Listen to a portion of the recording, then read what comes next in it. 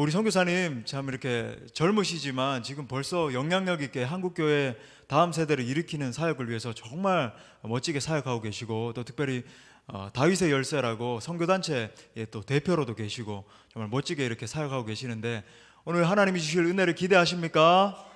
네, 아멘. 우리가 이게 코로나만 아니었으면 더 많은 우리 좀 젊은이들이 나왔을 텐데, 그래도 하여튼 뭐 많이 나와주셔서 감사하고요. 우리 선교사님 나오실 때에 우리 뜨거운 박수로, 우리 사모하는 마음으로 박수로 환영하겠습니다. 네, 나오시겠습니다. 오늘 믿음이라고 하는 주제를 가지고 나누려고 합니다. 믿음이라고 하는 주제는 사실 우리가 신앙생활하면서 제일 중요한 주제라고 하는데요, 가장 중요한 주제인데도 굉장히 그냥 덮어놓고 지나가는 경우가 너무 많아요. 그리고 우리가 하는 종교 생활, 이것 자체를 믿음이라고 생각하는 경우가 많단 말이죠. 근데 종교 생활과 믿음이라고 하는 것 자체가 믿음을 통해서 나타나는 종교 생활들, 이런 건 괜찮은데, 종교 생활 자체가 믿음이라고 하는 생각을 가지고 있으면 내게서 그런 생활, 그런 삶의 모습들이 나타나지 않으면 난 고로 믿음 없다, 이런 생각이 들게 되어져서 굉장히 큰 혼란을 가져옵니다. 그래서 청년들, 제가 믿음이라고 하는 주제 되게 본질적인 주제인데요, 이 주제를 가지고 청년들과 청소년들하고 만나요. 이 본질적인 주제가 과연 통할까라고 하는데요, 인간이 영혼을 가졌기 때문에 영혼 안에 소망함이 있어요. 영적인 소망함이 있단 말입니다. 근데 이걸 짚어주질 않고 외부에 보여지는 사람들의 반응과 태도, 이걸로 평가를 받다 보니까 나는 믿음 없다라고 하는 생각을 갖고 지레 그냥 겁먹고 질려버려서 떠나버리는 거예요. 제가 보통 말씀을 전하기 전에 항상 사전 조사를 하고 시작하는데, 한번 사전 조사를 하고 시작을 해보도록 하겠습니다. 분위기 어떤지. 믿음이라고 하는 거, 믿음이라고 하는 주제를 딱 생각했을 때, 나하고 믿음하고의 상관관계를 생각했을 때요, 믿는 거 쉽다.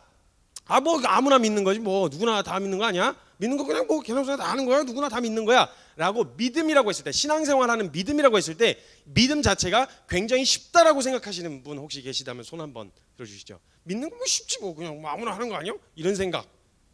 자, 그럼 반대로 한번 물어보겠습니다.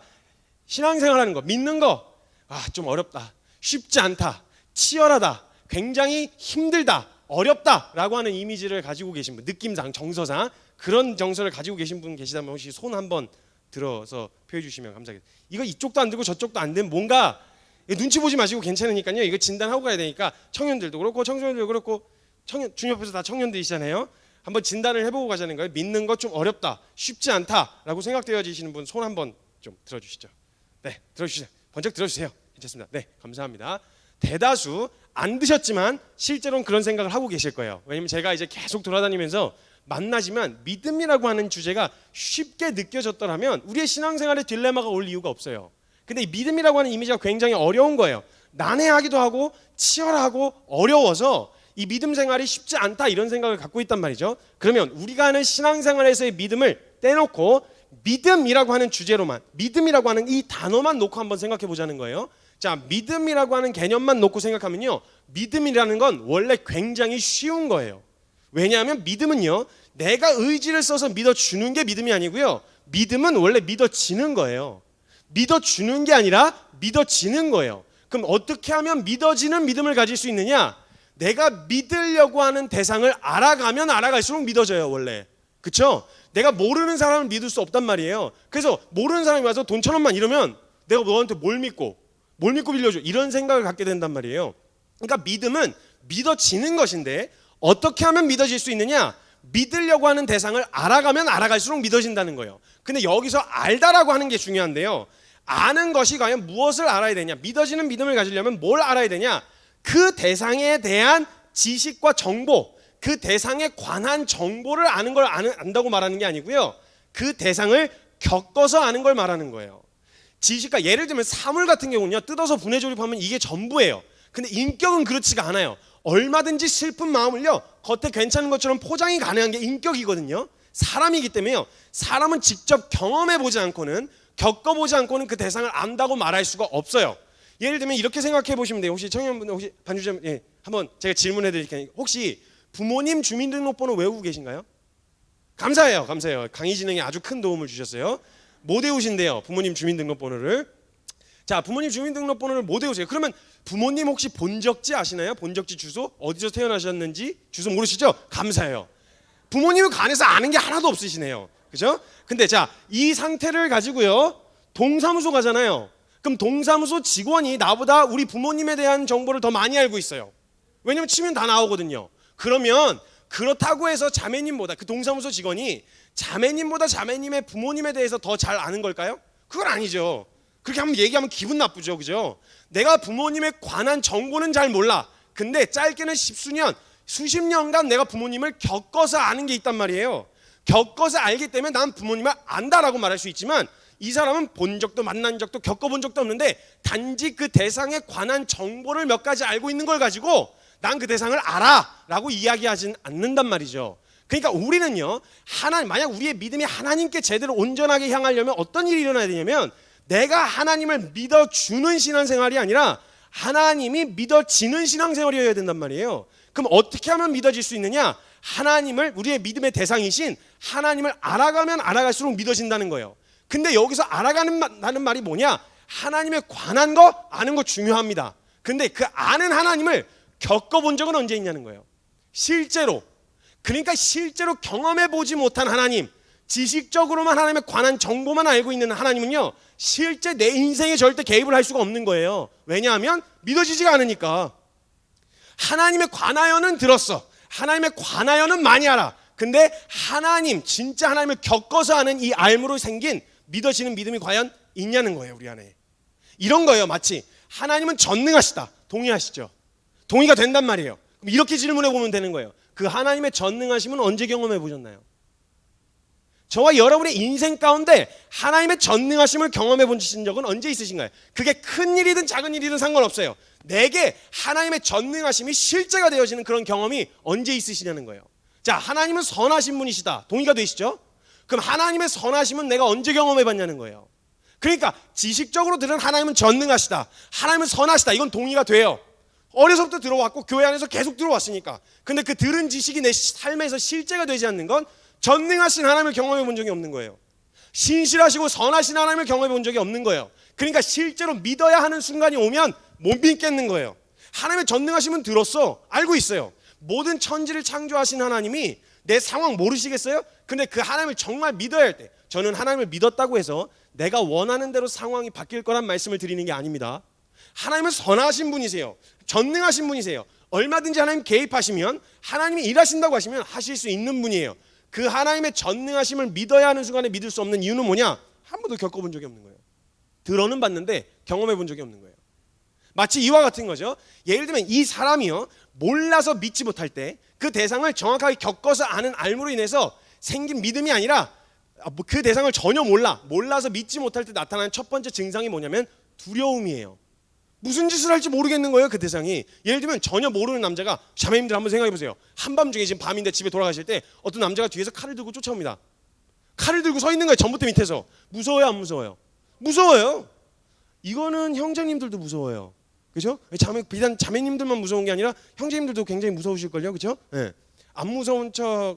대한민국 우리 형제님들 되게 불쌍하고 안타까운 게 뭐냐면, 문화이든 뭐든 상관없이 이렇게 태어날 때부터 갖고 태어나는 어떤 기능이 하나 있는데, 허세라고 하는 기능이 있어요. 그래서 무서운데 무서운 척을 할 수가 없어요. 무섭다고 말을 못 해요. 분위기 때문에 그런 건지 잘 모르겠는데 무서워요, 남자도 솔직히. 자, 무섭단 말이에요. 그럼 그 남자가 그 모습을 보고, 어떤 모르는 남자가 칼을 들고 있는 모습이 두려웠어요. 그렇게 두렵게 느껴지는 정서, 이유가 뭐냐? 단지 칼을 들고 있어서? 아니에요. 칼을 들고 있어서 무서운 게 아니라 칼을 든 그 사람을 모르겠는 거예요. 그러니까 그 사람이 그 칼로 나에게 무슨 짓을 할지 모르기 때문에 두려운 거예요. 예를 들면 상황을 한번 바꿔볼게요. 모르는 남자가 칼을 들고 있었는데 무섭단 말이에요. 근데 상황을 조금 바꿔보면요, 얘기가 전혀 달라져요. 전혀 두렵지가 않아진단 말이에요. 어떤 상황이냐면 이렇게 생각해 보시죠. 우리 대목에 우리 청소년들과 청년들이 이렇게 있는데 한번 그냥 대답을 한번 해보세요. 자, 아침에 일어나야 하는 시간에 자기가 알아서 벌떡벌떡 제까닥 잘 일어나시나요? 안 되죠. 잘 안 돼요. 보통 잘 안 되는데, 그럼 이제 보통 어머니들께서 깨워주시죠. 그렇죠? 우리 어머니들께서 깨워주시는데요, 희한해요. 어머니들께서 깨워주실 때는요, 몇 시에 깨우든 상관없어요. 이미 늦어 있어요. 새벽 4시에 깨울 때도 늦었어 일어나 이렇게 깨우시거든요. 언니 일어나, 늦었어 지금 일어나, 빨리 밥 먹고 가야지, 빨리 일어나, 언니 일어나, 이렇게 해서 늦었다고 깨우신단 말이에요. 새벽 4시에 깨워도 늦었고 6시에 깨워도 늦었고 언제 깨워도 이미 늦어 있어요. 그러면서 깨우시면, 원래 보통 자기가 혼자서 제까닥 못 일어나는 사람은요, 한 번에 잘 안 일어나요. 그 이제 어머니들께서 깨우다가 이제 지치십니다. 인내심의 한계 지점에 도달했을 때 보통 나오는 고정적인 멘트가 하나 있어요. 뭐냐면, 좋은 말로 할 때 일어나. 근데요, 자기 혼자서 스스로 못 일어나는 친구는요, 보통 좋은 말로 하면 절대 안 일어나요. 네. 그럼 이제 어머니들께서 아침을 준비하시다가 이 뚜껑이 열리십니다. 소위 속된 말로다가 야마가 돌았다 그러죠. 야마가 나간 거예요. 나사가 툭 풀리신 거예요. 있는 대로 화가 나지만 있는 대로 꼭대기까지 짜증이 찬 거예요.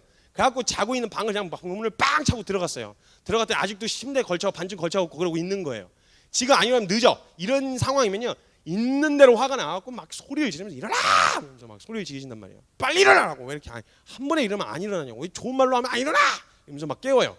그럼 이제 그걸 알람 삼아 일어나요. 이젠 진짜 일어나야 되는구나. 이거 지나면 이제 마지노선이다. 이제 진짜 늦는다. 이런 생각으로 일어난단 말이에요. 근데 눈을 부시시하고 떴는데 어머니가 아침을 준비하다 들어오신 거예요. 김치를 썰다 들어오신 거죠.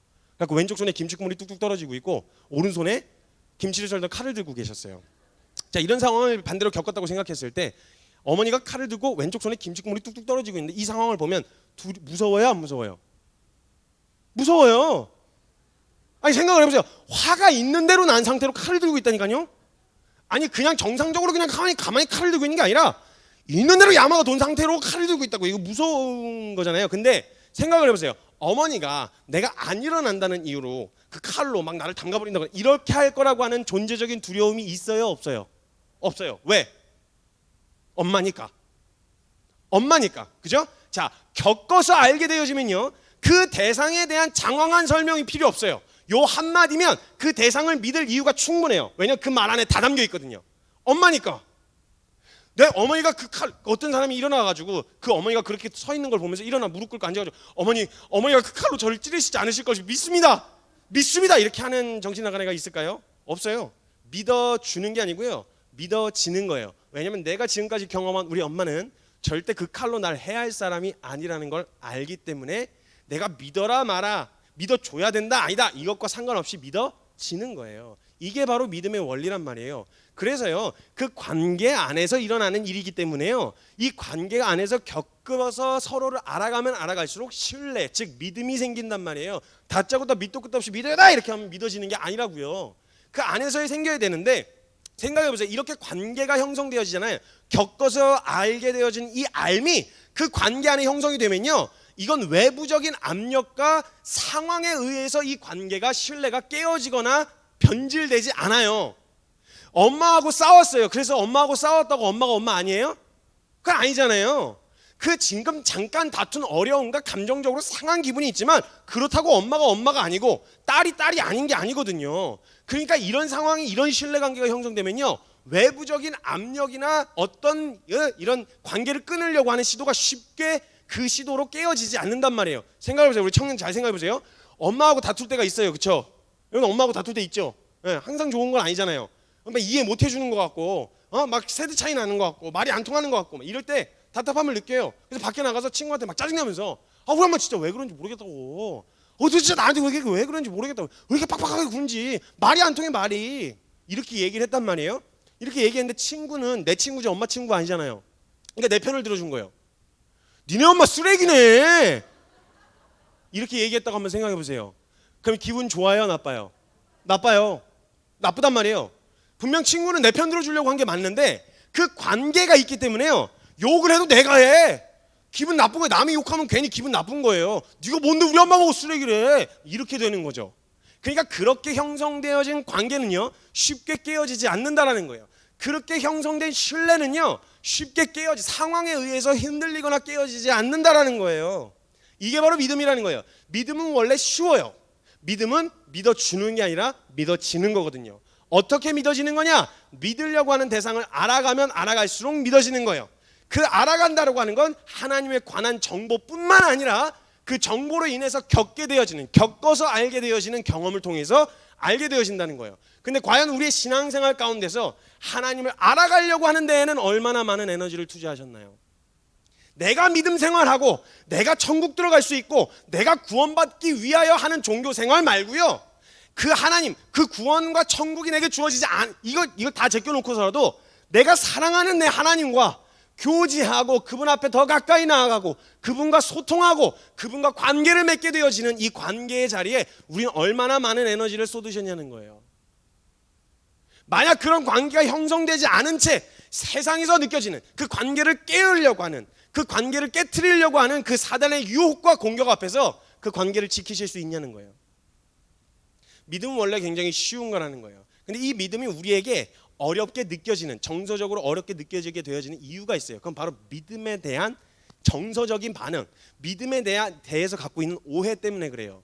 믿음이라고 하는 것 자체는요, 믿음이라는 건 내가 막 의지를 써서 믿어주는 게 아니라 믿어지는 거라고 했잖아요. 내가 믿으려고 하는 대상하고 비례한다는 거예요. 내 의지에 달려 있는 게 아니라.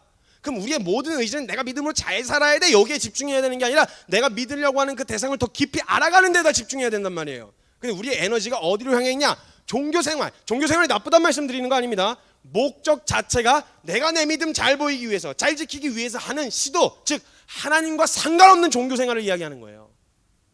믿음에 대해서 갖고 있는 오해 때문에 우리가 믿음이 어렵다라고 하는 정서를 갖게 되어졌단 말이에요. 제가 한번 이런 청년이 와서 이런 질문을 했어요. 정교사님, 믿음으로 했는데도 안 돼요. 이런 얘기를요 제가 많이 들어요. 믿음으로 했는데도 안 돼요. 믿음을 살려고 하는데 안 돼요. 이런 질문을 해본 적도 있으시고 들어본 적도 있거나 아니면 하고 싶은 마음이 있었으나 어디다 하지는 못하고 계셨던 분들이 계셨을 수도 있어요. 믿음으로 했는데도 안 된다라는 이게 어떻게 성립이 되는지, 이런 질문을 받으면요 저는 항상 거꾸로 다시 물어봐요. 믿음으로 했는데 뭐가 안 돼? 다시 질문을 쉽게 얘기해 줄게. 이건 그 사람한테 하는 거예요, 선배님들께 하는 게 아니라. 내 질문을 쉽게 다시 바꿔줄게. 믿음으로 했을 때 뭐가 어떻게 되길 바랬는데?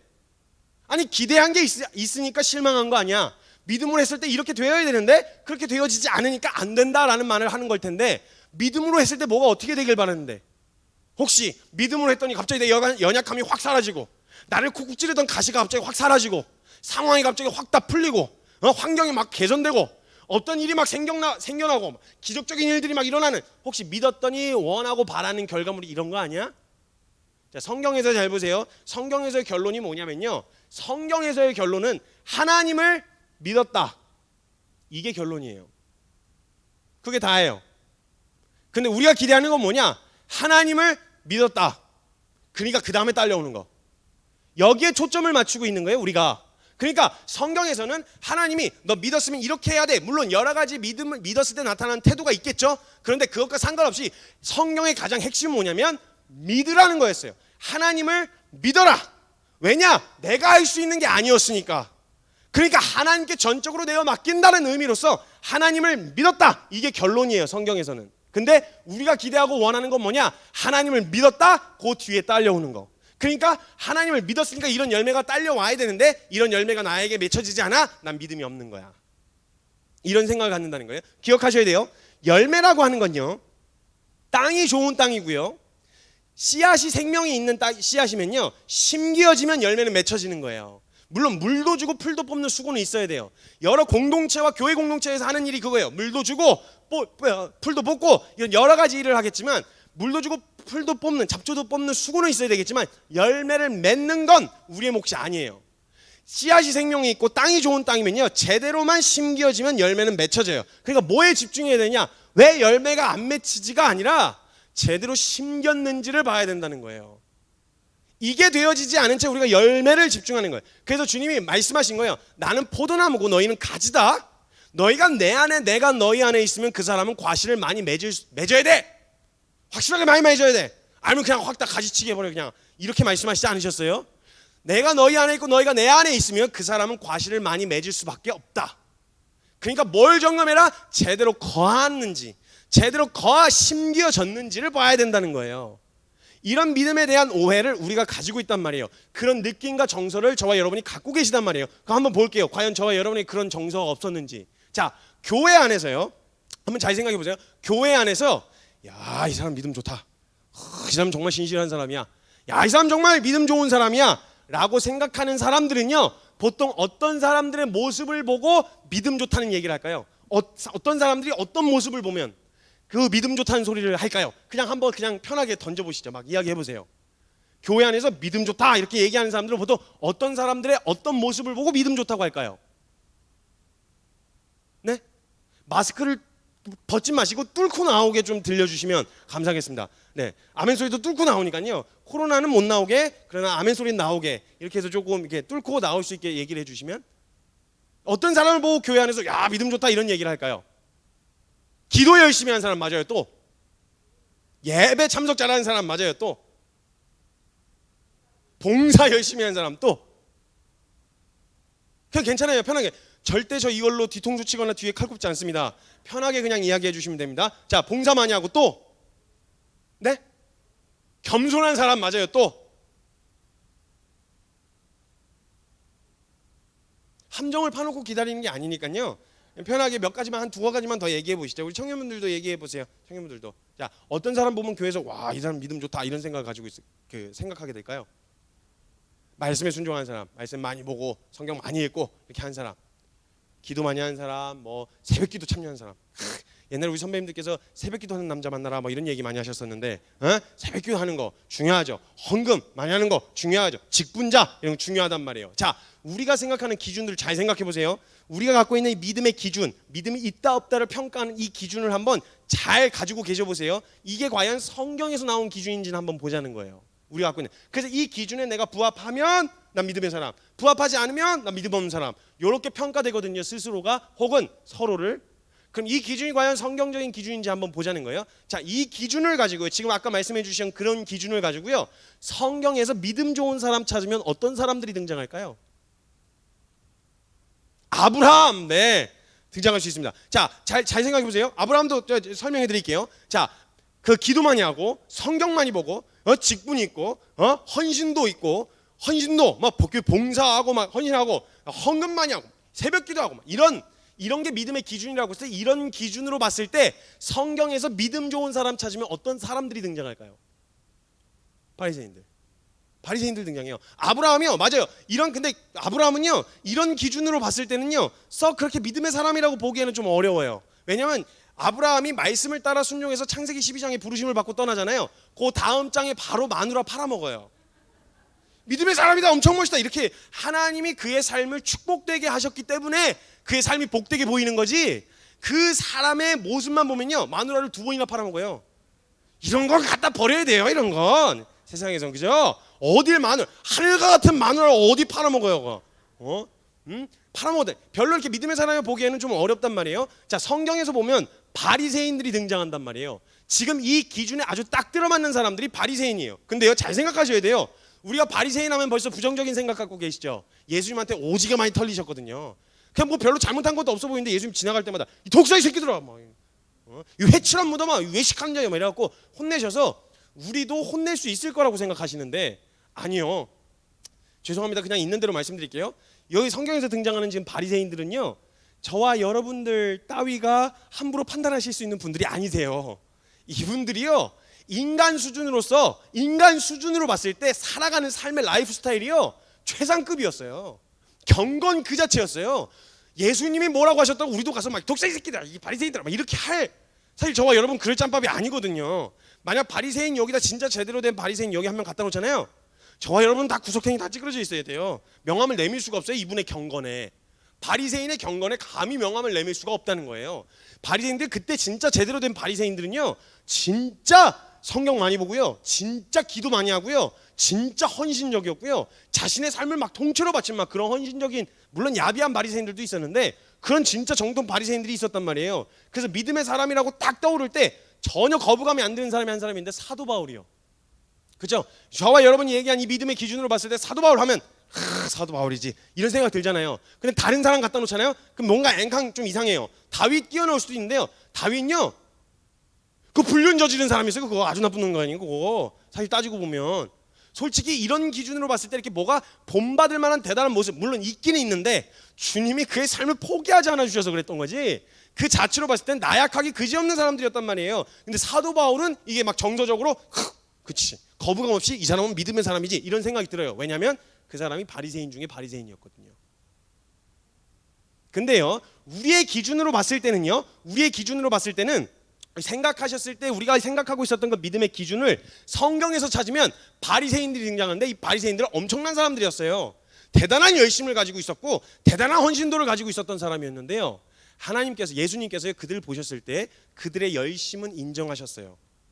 예수님 말씀하실 때 너희들의 의가 저 서기관과 바리새인 같지 않으면 하나님의 나라에 들어갈 수가 없다고 얘기하실 정도로 열심 자체로서는 인정하셨어요. 근데 그들의 열심 자체를 믿음으로 보진 않으셨어요. 자, 우리의 기준에 딱 들어맞는 사람들은 어떤 사람이냐? 바리새인이란 말이에요. 그러면 다른 거 다 거두절미하고요. 예수님이 믿음이 있다. 우리의 믿음이 있다 없다를 평가하실 분은 사람이 아니고 주님이시잖아요. 그럼 예수님이 보시는 믿음의 기준이 무엇인지를 보려면 예수님이 믿음이 있다고 한 사람 보면 되겠네요. 예수님의 믿음이 있다고 한 사람들을 보여드릴 테니까 저와 여러분이 가지고 있었던 믿음의 기준으로 평가해 보세요. 이 사람이 과연 믿음의 사람인지. 예수님의 기준으로 믿음 있다. 그냥 다른 거 막 오해해야 할 해석, 저기 오해해야 할 여지도 없이요. 예수님이 대놓고 내 믿음이 너를 구원하였다라고 이야기한 사람들 소개시켜 드릴게요. 제가 5케이스를 설명해 드릴 거예요. 이 5케이스 다 우리가 갖고 있었던 믿음의 기준으로 부합하는 사람들인지 한번 보시라는 거예요. 자, 첫 번째, 예수님에게 칭찬받았던, 믿음을 칭찬받았던 한 인물이 있습니다. 그 인물이 누구냐면 바로 갑자기 생각이 안 나네. 갑자기 이름이 생각이 안 나. 바디메오. 죄송해요. 눈 멀었던 바디메오. 자, 바디메오 그냥 한번 봐보세요. 바디메오. 예수님이 믿음 있다고 하셨거든요. 자, 근데 우리가 봤을 때 이 바디메오는요, 성경에 많은 기록이 나타나 있지는 않지만 이 바디메오의 현실과 상황으로 봤을 때, 그가 지금까지 살아왔던 삶을 봤을 때요, 이 사람이 우리가 갖고 있었던 기준으로 봤을 때 믿음의 사람이라고 불릴 수 있어요, 없어요? 없어요. 우리의 기준으로 보면 이 사람은 믿음의 사람이라고 보기가 어려워요. 그때 당시 장애가 있거나 뭐가 문제가 있어서 성전에 들어가지 못하는 사람들은요, 그때 하나님께 버림받았다라고 하는 이런 정서가, 그 사회적인 정서가 있었기 때문에요, 그 사람들은 불쌍히 여김도 못 받았어요. 그때는. 그러니까 당연한 죗값을 치르는 거다, 너는 벌을 받은 거다, 이런 생각을 갖고 있었기 때문에요, 그 사람들은 얘기했던 바리새인들처럼 율법의 조문을 하나하나 지켜간다거나 성실하게 남을 도와가면서 사는 선행을 베풀 여유가 없는 사람이었단 말이에요. 바디메오는 구걸하면서 살았어요. 근데 이 바디메오가 우리의 기준으로 봤을 때 믿음의 사람이 아니란 말이에요. 근데 예수님이 그 바디메오를 보셨어요. 그리고 바디메오에게 이렇게 얘기하세요. 바디메오야, 내 믿음이 너를 구원하였다. 뭔가 기준이 좀 다르죠? 무슨 기준으로? 자, 두 번째 인물입니다. 혈루병 걸린 여인 기억나시나요? 12해를 혈루병 걸렸었던 여인이 있어요. 이 여인이 예수님 옷자락이라도 만지면 나을 것 같아서 예수님 옷자락 붙들었던 그 여인이요. 자, 이 12해를 혈루병 앓았던 이 여인이요, 우리가 아까 이야기했던 그 믿음의 기준으로 봤을 때 이 여인은 믿음의 사람이에요? 아니에요? 아니에요. 근데 예수님이 이 여인에게 이렇게 얘기하세요. 여자여, 내 믿음이 너를 구원하였다. 건강해라. 평안히 가라. 그래서 기준이 좀 다르죠. 자, 세 번째입니다. 10명의 나병 환자가 있었어요. 나병 환자는 그때는 하나님이 보통 치셨을 때, 인간을 치셨을 때 보통 걸렸던 병이 나병이었기 때문에, 나병이라고 하면 굉장히 부정적인, 굉장히 인식적으로 큰 죄를 져서 받는 벌이라고 생각을 갖고 있었기 때문에 사람 취급도 못 받았던 게 나병 환자였어요. 예수님이 10명의 나병 환자를 고쳐주셨어요.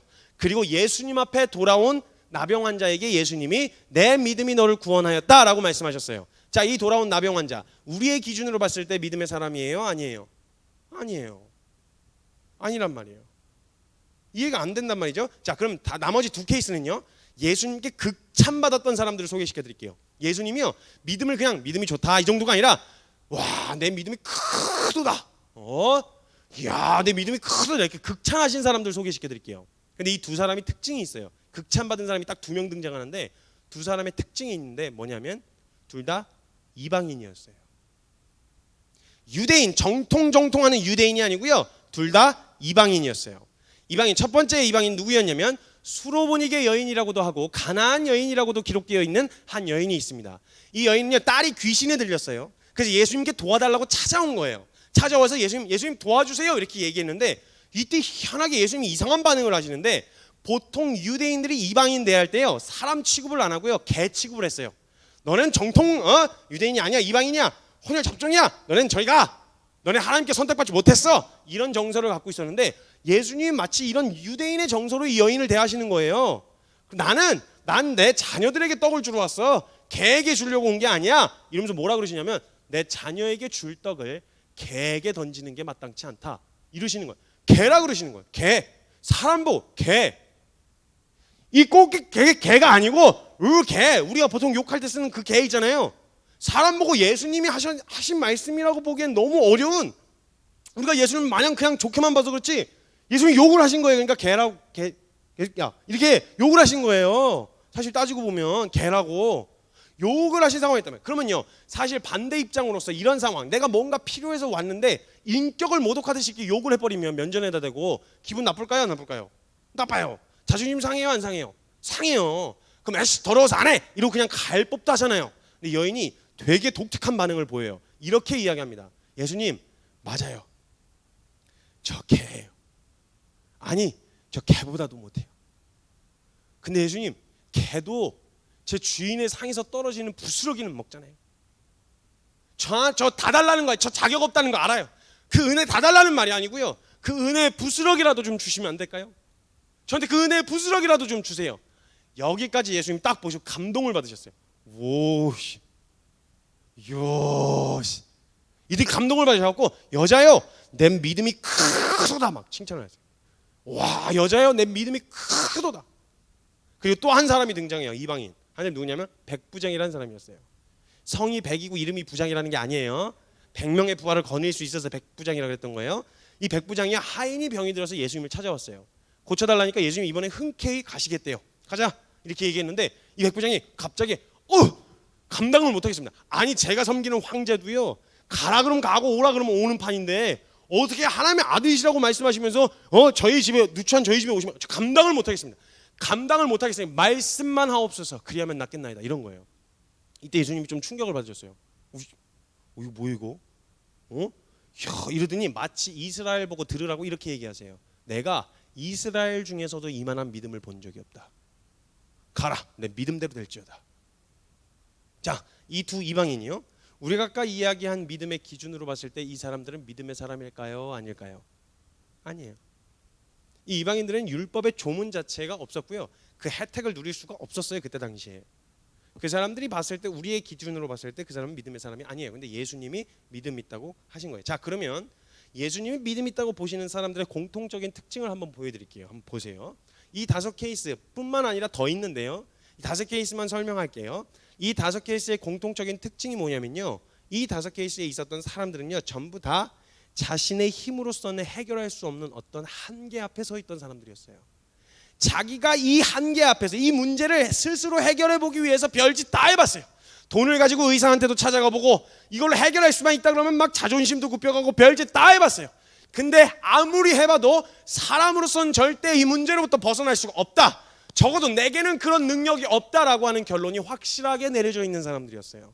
그래서 이 사람들이 예수님한테 올 때요, 예수님이 여러 가지 가능성 중에 한 분, 그러니까 이 의사도 있고 저 사람도 있고 용하다는 사람도 있고 그 다음에 예수님도 있고, 이런 여러 가지 가능성 중에 한 분이 아니라 예수님이 이제 안 된다 그러면 자신에게 소망이 없는 사람들이었어요. 그러니까 예수님한테 나올 때는요, 예수님이 마지막, 유일하고도 마지막 소망이었어요. 유일한 소망이었어요. 그러니까 예수님이 야 너 가, 너 안 고쳐줘, 절로 가, 이렇게 해버리시면요, 이 사람들에게서는 이제 자기에게서 소망을 찾을 수 없어요. 이 문제로부터 전혀 해결받을 수 없었던 사람들이에요. 그 예수님이 쫓아내셔도 다시 기어와가지고 예수님의 바지 앞에 무릎 꿇고 그냥 바지가랑이라도 붙잡는 심정으로 매달릴 수밖에 없었던 그 태도를 보시고 주님이 말씀하시길 내 믿음이 너를 구원하였다라고 말씀하셨다는 거예요. 믿음의 방법, 이런 건 믿는 거고 이런 건 믿음이 아니야 라는 걸 말씀하시려는 게 아니라 믿음의 원리를 가르쳐주고 싶으셨던 거예요. 자, 그럼 이 믿음의 원리를 고스란히 저와 여러분에게 가져와서 저와 여러분이 이 똑같은 상황이라는 걸 보여드릴게요. 저와 여러분은요, 싫든 좋든 원든 원치 않든 상관없이 한 가지 존재적인 문제를 가지고 태어났어요. 뭐냐면 죄인이라는 거예요. 이걸 내가 스스로 해결해보고 싶어서, 내가 많은 선행을 해보고 내가 많이 노력을 해서 나 스스로 의로워지려고 수없이 노력하고 애를 써보지만 저와 여러분이 한결같이 발견할 수밖에 없는 건 나의 힘으로서는 절대 의로워질 수가 없다. 내 노력과 최선 가지고서는 하나님이 요구하시는 거룩에 이를 수가 없다. 이게 한결같이, 여러분 부흥회도 많이 해보시고 수련회도, 그러니까 청년들 수련회도 많이 갔다 오시고 중고등부도 수련회 갔다 오시고 하시잖아요. 갔다 오고 나서 뜨겁긴 뜨겁죠. 안 뜨겁다고 할 수는 없어요. 은혜 안 받았다고 할 수는 없단 말이에요. 근데 갔다 왔는데 얼마나 가시던가요? 그네가 한 2주 가시던가요? 2주 가면 아주 오래 간 거예요. 그거 2주 갔다 오면은 원상복귀 돼 있는 거예요. 아주 중요해요. 그래서요, 제가 자주 하는 말이 있는데, 은혜는 적당히 받아야 돼요. 이게 또 뭔 소리인가 싶으시겠지만 오해하지 마세요. 요것만 또 잘라서 기억하지 마세요. 제 강사 이상한 놈이다. 은혜를 적당히 받아야 된다 그런다. 뒤에 할 말이 있기 때문에 그런 거예요. 끝까지 들으셔야 돼요. 한국말은 은혜는 적당히 받아요. 왜냐면 은혜는요, 충격이 오거든요, 반드시 삶을 변화시켜요. 은혜는 삶을 바꾼단 말이에요. 삶을 바꾸면요, 은혜를 받아서 삶을 바꾸면요 180도가 바뀌어야 돼요. 무슨 말인지 아시겠죠? 딱 180도만 바뀌어야 되는데 은혜를 너무 세게 받아갖고 360도 바뀌어서 와요. 그래서 그 수련회 갔다 와서 다시 가던 길 계속 가는, 잠깐 멈칫하는 것 같은데 다시 가던 길 계속 가는, 약간 이런 패턴이셨잖아요 사실 우리가. 그러니까 그걸 경험을 통해서 얻게 되어진 결론이 뭐냐? 아, 나로서는 믿음을 계속 지켜나갈 수가 없구나. 내가 아무리 선행을 많이 베풀려고 애를 쓰고 최선을 다하지만 믿음을 내가 지킬 수 있는 게 아니구나 라는 걸 발견한단 말이에요. 아무리 이 죄인인 문제를 스스로 해결해 보려고 해도 내 힘으로서는 절대 해결할 수가 없다라고 하는 결론이 내려진단 말이에요. 그걸 인정하고 이 문제를 해결해 줄 수 있는 대상이 세상 어디에 있어요? 누가 해결해 줄 수 있어요? 이 존재의 문제. 그래, 돈이 없어 불편한 거 돈 주면 해결돼요. 건강이 없어서 불편한 거 건강이 생기면 돼요. 근데 이 존재적 죄인의 문제, 이거 누가 해결해 줄 수 있냐고요? 이걸 어디 가면 해결받을 수 있냐고요? 없는 거예요. 아무리 둘러봐도 내가 의롭게 살아보려고 의인이 되고 싶은 소망함에 몸부림치지만 존재적인 이 죄인의 습관과 습성은 날 계속 죄 아래로 끌고 들어간단 말이에요. 이걸 도대체 어떻게 해결하냐고. 나로서는 도저히 이 문제를 해결할 수 없다라고 하는 명확한 결론을 가지고 이 문제를 해결하실 수 있는 유일한 분, 예수 그리스도 앞에 엎어지는 태도예요. 잘나거나 멋있거나 대단해서가 아니라, 네, 멋있는 사역하면 좋아요. 잘난 모습 보여주면 좋아요. 하나님 앞에 넘어지지 않고 반듯하게 가는 거 좋아요. 나쁘단 말이 아니에요. 그런데 우리가 주님 앞에 엎어진 이유가 뭐냐면 내가 할 수 없어서였단 말이에요. 그러니까 예수님 앞에 엎어진 우리의 모습이 어떠냐? 너덜너덜한 거예요. 그냥 죄인 그 자체인 거예요. 그래서 예수님 뭐라 하셨는지 알아요? 나는 의인을 부르러 온 게 아니고 난 죄인을 부르러 왔어. 병든 사람에게는 의사가 쓸데 있지만 건강한 자에게는 의사가 쓸데 없거든. 그러니까 자기가 병든 게 확실하게 인정된 사람은요, 의사 앞에 엎어질 수밖에 없는 거예요. 저 좀 살려주세요. 저 좀 살려주세요. 저 뭐라도 할 테니까 저 좀 살려주세요. 이렇게 나온 태도, 이런 소망함으로 바짓가랑이라도 붙들었던 그 태도, 그렇게 나온 태도를 보시고 주님 보실 때 내 믿음이 너를 구원하였다라고 말씀하신다는 거예요. 그럼 보여드릴게요. 이게 그냥 단지 이 5케이스만 해당되는 이야기인가? 아니요. 그럼 예수님이 직접 제자 훈련 시킨 사람들 보여드릴게요. 예수님이 제자 훈련을 직접 시키셨으면 예수님이 원하는 모습으로 만들어 놓으셨을 거 아니에요. 야, 예수님이 갑자기 3년 반 동안 하는데 시간이 너무 없어갖고, 야, 내가 너를 미완성으로 하다가 넌 진짜 독하더라. 넌 애가 이렇게 지독하게 안 바뀌니 넌? 나 네 그 정도일 줄은 몰랐어. 인간 중에서 나 충격이 안 와. 너 너무 충격적이야. 내가 너는 다 못하고 갈 것 같아. 이러고 다 마무리를 못하고 승천하신 게 아니고요. 정확하게 하나님 예수님이 원하시는 그 믿음의 기준으로 그들을 훈련시키시고 세우신 다음에 가셨단 말이에요. 자, 그러면 예수님이 직접 훈련시킨 사람을 어떻게 바꿔놓으셨는지를 보면 예수님이 어떤 믿음의 사람을 원하시는지를 알 수 있겠네요. 그렇죠? 그럼 한번 보자고요. 예수님이 제자 훈련을 사람이 시킨 게 아니고 예수님이 직접 시킨 거예요. 어떻게 바꿔놓으셨는지를 보면 이 믿음의 기준이 어떤, 이 믿음의 원리가 어떤 것인지 알 수 있단 말이에요. 자, 12제자를 소개하려고 하는 12제자가 등장하는데요. 솔직히 신앙생활 아무리 오래 하셨어도요, 제가 12제자 다 외우는 사람 거의 본 적 없어요. 유명한 몇 사람만 외우죠. 그렇죠? 솔직히 12명 다 외울 수 있다? 없으시잖아요. 보통 이렇게 유명한 몇 사람만 외우거든요. 네, 그 중에서 유명한 사람 중에서요, 정말 예수님 제자 중에 낄 때 안 낄 때 구분을 잘 못하시고요, 사고를 아주 많이 치셨던 분이 한 분 계세요. 아주 유명하신 분이 한 분 계세요. 누굴 것 같으세요? 베드로요. 이분은요, 성경의 신 스틸러예요. 사복음서에서요, 어떤 사건에도 등장 안 하는 법이 없어요. 항상 대사 한마디씩 치세요. 그래갖고 예수님한테 오지게 털리든지 아니면 칭찬받든지 둘 중 하나였는데, 칭찬받는 것보다 털리는 게 훨씬 많으셨던 분이시 이 베드로 선배님이셨어요. 사고 많이 치셨는데, 이분을 제가 한번 소개하면서 이분을 어떻게 바꾸셨는지 한번 보여드릴게요. 많이 등장했으니까 잘 아시니까. 성경에 구석탱이 있는 인물이 아니라 중심에 있는 사람이에요. 이 인물을 어떻게 예수님이 바꾸셨는지 한번 보여드릴게요. 예수님이 누가복음 5장에서 베드로 선배님을 부르셨어요. 부르셔서 베드로의 그 배에서 그물질을 하고 계셨거든요. 이분의 본 업이 원래 어부였어요. 어부, 물고기 잡는 거. 근데 이분이 실력도 없으셨어요. 밤새도록요, 한 마리도 못 잡는 거예요. 한 마리도. 진짜 한 마리도 못 잡는 거예요. 어부인데, 본 업이 어부인데 한 마리도 못 잡았어요. 한 마리도 못 잡고 빈 그물질을 하고 있었던 거예요. 근데 예수님이 그걸 보시다가 안쓰러우셔가지고 새벽녘에 바닷가에 계시다가, 얘들아 고기 많이 잡았냐? 이렇게 물어보셨어요. 근데 그 뭐 또 자랑이라고, 아니요 한 마리도 못 잡았습니다, 이렇게 또 대답을 한 거예요. 그래갖고 예수님이 그래도 그물 오른편에다 던져봐 그러면 이렇게 말씀을 하셨어요. 그래서 제자 그 베드로가 그물을 오른편에다 딱 던졌죠. 던졌는데 보통 본업이 어부인 사람, 즉 자신의 본업인 건요, 웬만하면 남의 말 잘 안 듣거든요. 소신이 있어갖고 자기만의 소신이 있어갖고 안 듣는데 소신도 없으셨어요. 오른쪽이요? 그래도 휙 하고 던진 거예요. 그 그물 던져갖고 이렇게 끌어당기는데 뭔가 느낌이 이상한 묵직한 거예요. 딱 잡아 끌어오는데 고기가 어마어마하게 많이 잡힌 거예요. 그 너무 충격을 받았어요. 예수님 이게 이때 엄청난 충격을 받았어요. 이때요 베드로 선배님이요, 예수님이 뭐 메시아라거나 그리스도라거나 이것까지 몰랐어요. 그냥 범상치 않은 분이라는 것만 알았어요. 이때 베드로 선배님이 예수님 앞에 서서 제일 먼저 보였던 반응이 뭔지 아세요? 주여 나는 죄인이로소이다 날 떠나소서 그랬어요. 그러니까 이게 무슨 느낌이냐면요, 아디다스 추리닝, 파란 추리닝에 슬리퍼 신고요, 청와대에 들어가서 대통령 만나는 느낌이 있잖아요. 그런 느낌인 거예요. 준비되지 않은 채로 대통령 같은 높은 사람을 만난 것 같은 그런 느낌 있죠. 그러니까 앞에 못 나가겠으니까 주여 나는 죄인이로소이다 날 떠나소서 이렇게 얘기했단 말이에요. 그래서 떠나소서 이렇게 얘기했는데 주님이 시끄럽고 따라와 이래고 그때부터 이제 베드로가 예수님 따르기 시작했단 말이에요. 그 이후로부터 사고를 또 얼마나 치셨는지 몰라요. 몇 가지만 소개시켜 드릴게요. 예수님이 한번 산꼭대기 정상에서요, 그 산꼭대기 정상에서 거룩하게 나타나신 적이 있었어요. 그래갖고 엘리야 선배님 이렇게 소환하시고 모세 선배님 이렇게 불러다가 셋이서 얘기 나누신 장면 기억나세요? 이거요 여러분 생각을 못해. 옛날에요 그 유대 그때 당시에요 엘리야라고 모세라고 하면요 우리나라 정서로는요 이순신 장군하고 세종대왕 불러다 놓고 얘기한 거랑 똑같은 거예요. 근데 체감이 이순신 장군 세종대왕 이 체감이 안 되시죠. 직접 본 게 아니니까.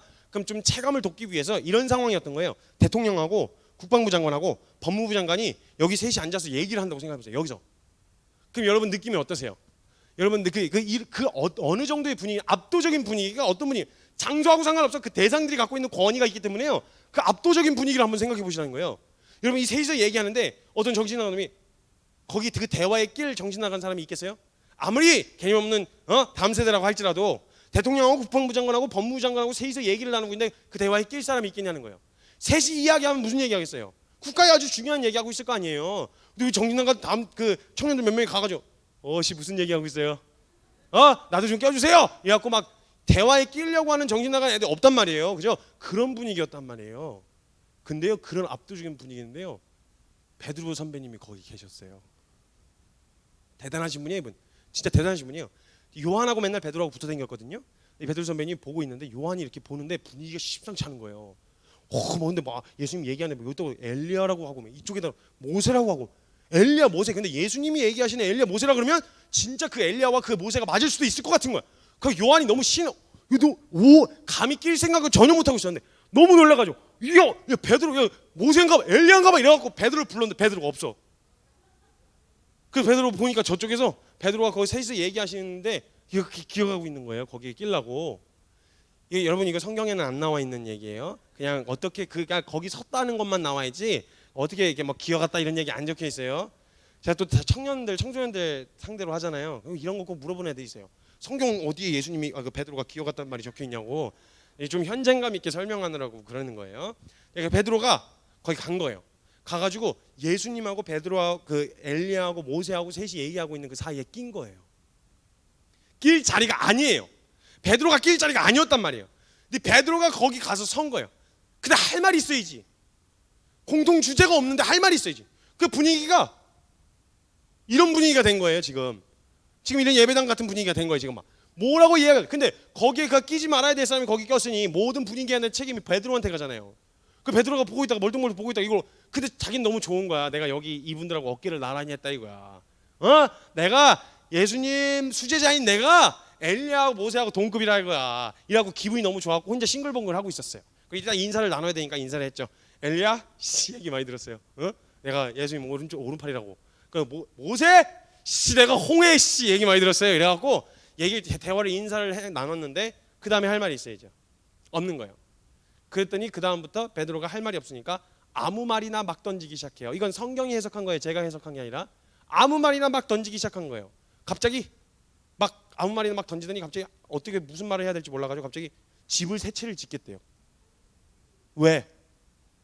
안 적혀 있어요. 왜 지으려고 했는지 안 적혀 있어요. 그냥 막 던진 거예요. 그냥 막 상황이 어려우니까 분위기 뭐 어쩔 줄 모르겠으니까 그냥 집 세 채를 짓겠대. 왜? 하나는 엘리야를 위하여, 하나는 모세를 위하여, 하나는 예수님을 위하여. 그 분위기 어떻게 할까 그 다음에? 그러니까 예수님 보고 사실 도와달라고 그러는 거예요. 그리고 이분 잘 생각하세요. 이 베드로 선배님 원래 본업이 뭐라고요? 어부! 집 질 줄 몰라요. 진짜 그냥 막 던진 거예요. 그냥 예수님한테 도와달라고 한 거죠. 예수님 목수 아들이었으니까 좀 도와주세요. 막 상님 아이씨 도와주세요. 막 이렇게 하고 한 건데 이렇게 하니까 그래서 성경을 쓰던 저자가요. 이걸 도대체 어떻게 마무리를 해야 될지 모르겠네 이걸. 거기서 이걸 어떻게 마무리해? 그래갖고 에이씨 모르겠다. 성경을 덮었어요. 그래서 사건이 거기서 끝나요.